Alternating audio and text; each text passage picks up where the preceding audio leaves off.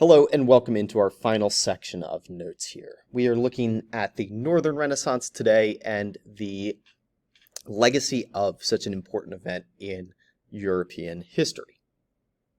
So let's dive in.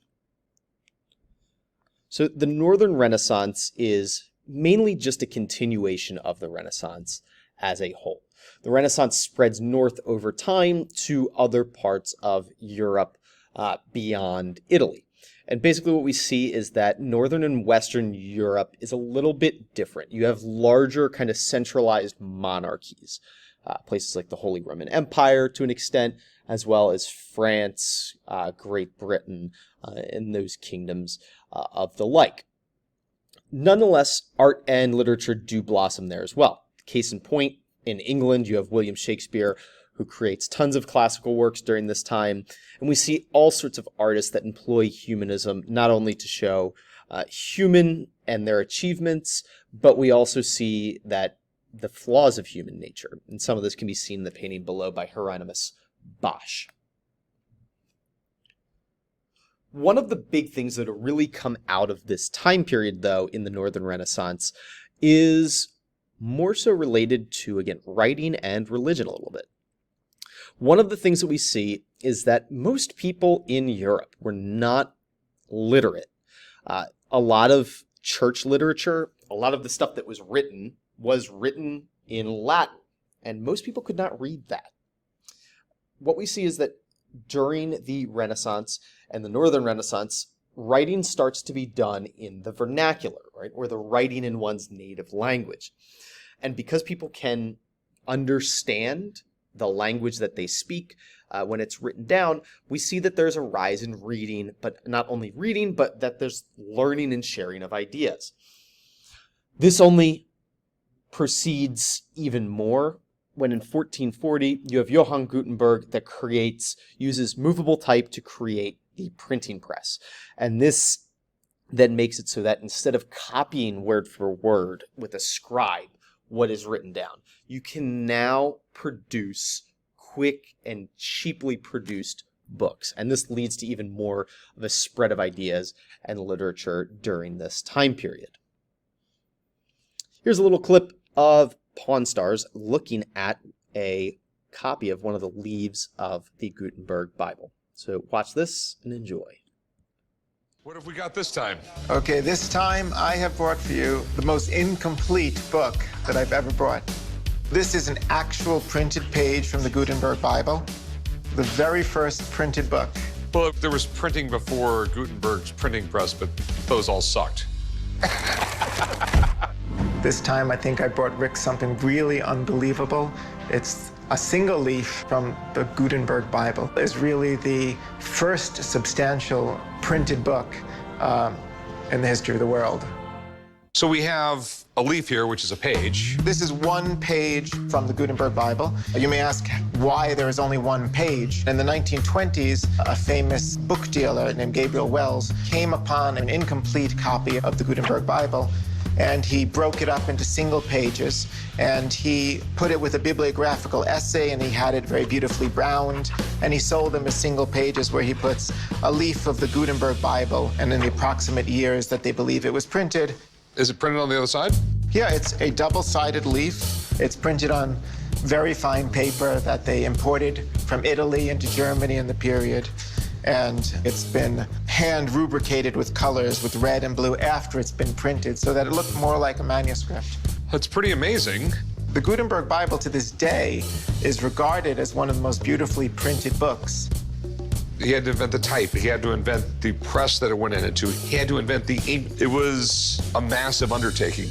It's like the internet, to think how quickly they went from printing a book like this to having people copy the invention, to go throughout Europe, setting up printing centers all through Europe within 50 years. It literally was like the internet. It went from this to scientific books, to fiction, to dirty pictures, to a little bit of everything. And well, there's no more important invention in the history of democracy than the printing press, because it's the democratization of knowledge. It puts the power of knowledge into the hands of the people. And you found this in one of your travels? Well, this came from an estate. It originally belonged to a printer, and I bought it from the estate. I mean, I was beyond thrilled to find it. This particular leaf is from the Old Testament. It's from the second book of Chronicles, which is towards the end of the Hebrew Bible, and it talks about the purification of the temple in Jerusalem.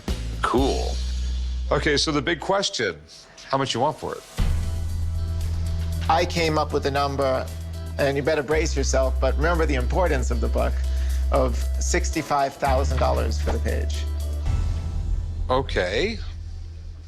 Like always, I'm going to call on Rebecca. Let me get her down here. I would be delighted. She's going to be, I think she'll be flawed to see it. $65,000. Adam is a regular customer of mine that sells me things on a regular basis. He brought in a leaf from the Gutenberg Bible, and it's absolutely amazing. But he wants $65,000. And it would be a sin if I didn't make a profit on this thing. So I'm calling in Rebecca. Hello. The world's most famous book person meets the world's most famous book. Is that what I think it is? That's a page of it. Right, a leaf. A page to me, a leaf to you. Well, a page is actually one side and then the other, so it's 2 pages, 1 leaf. All right, you got me. Okay. Well, most important thing is it's a leaf from the Gutenberg Bible. Yeah, and I just touched it. The Gutenberg Bible, I just touched it. So when was the last complete Gutenberg Bible sold? The full set hasn't been sold since the 70s. Yeah, it's been decades upon decades. Okay. And in the meantime, other books have gone for over $10 million. I mean, this would just be astronomical. It would break all the records. So the thing is it real? Can I hold it up to the light? Sure. I've seen Gutenberg Bibles before, but I don't think that I've had a chance at this length to really inspect one. Like, this is a chance that most people are never going to get, even rare book specialists. I would touch it, but I'm afraid I'd catch on fire. I'm holding it up to the light so that I can see the chain lines that you see in handmade paper that comes specifically from paper of this period. It's real, correct? Yes. Okay. What's it worth? Dealers I know and trust, they're gonna place this around $80,000. So I think that is fair to ask for the way things are looking right now in the market. You're the best. Yep, happy to help. Well, thanks so much, Rebecca. Really appreciate it. What have we got this time? So again, the Gutenberg Bible, even today, is still a very, very valuable and important artifact of history.